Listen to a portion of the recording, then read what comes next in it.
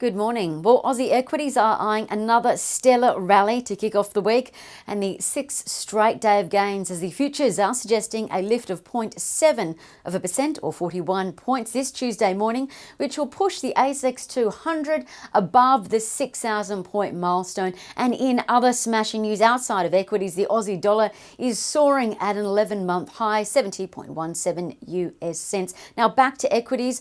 On Monday in the US, equities wiped out their 2020 loss for the year. The S&P 500 is now in positive territory for 2020 as optimism is increasing with states continuing to reopen.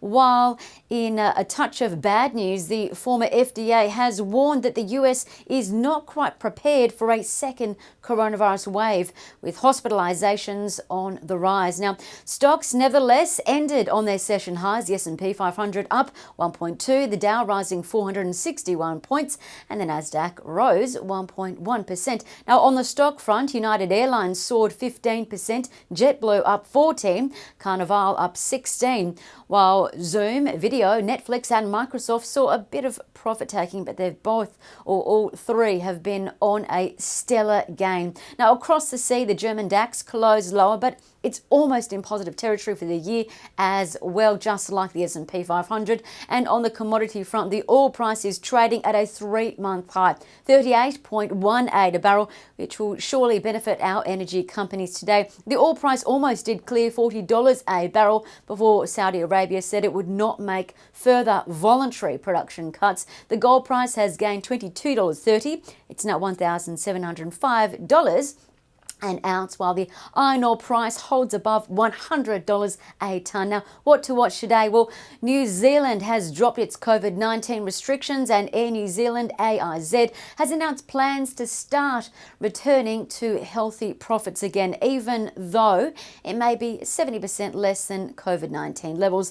The NZ carrier's revenue has dropped from about $6 billion last year to nothing just a couple of months ago. Now, it's tipped that revenue will return, but it's likely to be about $3 billion as it expects to fly 5 million less customers per year. Now, to cope, it's running fewer aircraft, 4,000 less staff as well, and that'll save the group $150 million in wages. Now, Wesfarmers, WES, has just announced Officeworks sales are up 28% in the second half. Bunnings sales up 19%, Kmart up 4%, while Target, which it's winding down, saw sales walk backwards out the door by about 2%. OFX is going ex-dividend today, so could see some selling.